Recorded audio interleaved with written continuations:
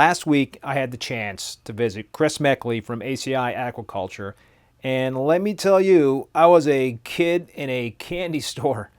Literally, there was so much to take in that I had trouble figuring out what to look at first.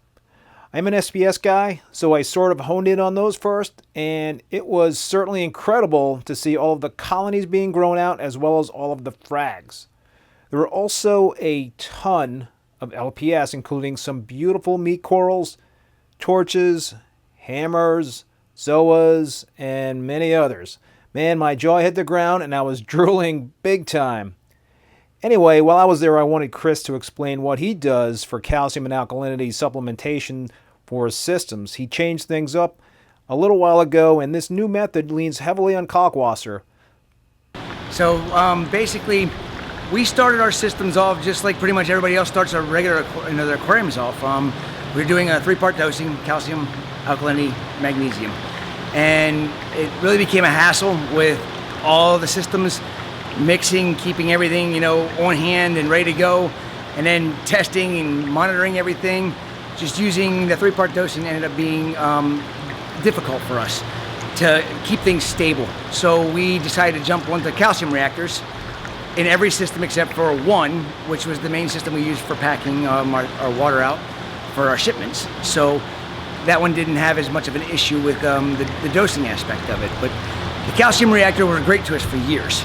And I'm always trying to improve how we do things, not necessarily make them better, but make them easier.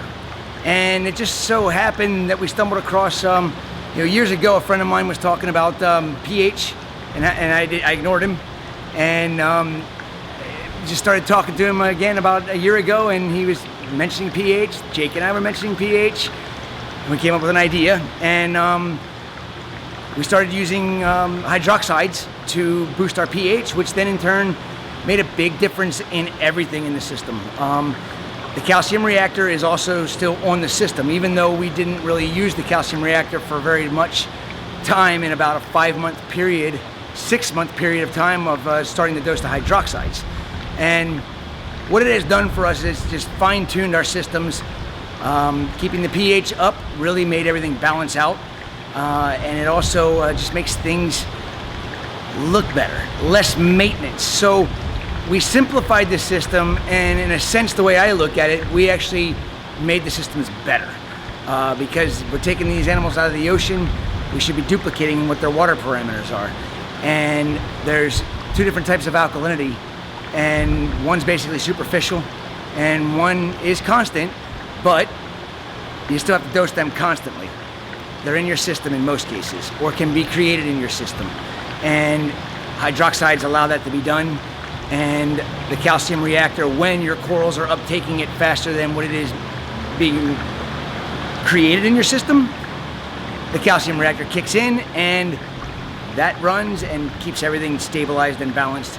And it messes with your pH a little bit more, so you end up with a little bit more dosing, so you have some more variables thrown in there, but they were pretty easy to figure out. But bottom line, I always say boost your pH.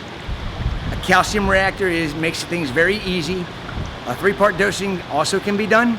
I still recommend, if you're going to be dosing a 3-part, you get a good alkalinity buffer. Just don't use baking soda or sodium carbonate. It should be a combination of those two with sodium tetraborate and sodium sulfate. But they all have to be mixed in the right ratios for you to get a real alkalinity buffer. All the other ones work, but you're going to chase it constantly. And with what we're doing, we've learned that we don't have to chase our alkalinity like we used to. And calcium levels were a problem for a little while. I know Keith wanted me to talk about calcium. The calcium, it bottomed out at 299. And we are now back up to 390, which is natural seawater. It has only taken about 5 months for that to happen. My corals didn't stop growing. They continue to do extremely well. So I'm starting to think differently about that particular parameter, as is it that important to keep it at the levels where some reefers keep it? For 5 months, mine was below what they say, even below natural seawater. I didn't notice a difference in growth, didn't notice a difference in color. Everything is still acting and doing extremely well, actually even better and I attribute that to the pH being boosted. Magnesium, we put that in via our calcium reactors. I haven't dosed magnesium in my systems in forever. The calcium reactor pretty much takes care of it. Even during that 5-month period where the reactor didn't run, my magnesium levels didn't really change a whole lot. I think they dropped about 50 points. But some people want to keep that more stable. And again, honestly, I think the most important parameters in your aquarium are pH, by far the first one I would worry about, and alkalinity. The other ones, not so much. If it was such a big problem, why did my corals grow so well over that 5-month period when they were lower than normal? Bottom line, do what you do, learn your methods. If you like my method, use it. Don't mix methods. Mixing methods can cause you problems. So pick somebody you like and use their method and you'll have great success. Either which way. If you want to do it the inexpensive way, go with the Kalk drip. It will be so much less work, and I'm going to soon put a video out on how you should properly dose Kalkwasser. We learned years ago I didn't want to do it because I thought it was a mess. It's actually not a mess at all. You don't even have to mess around with it much other than to put it in when it dissolves. Some people think you have to throw the sludge away. You don't throw the sludge away. It's still calcium hydroxide, just didn't dissolve.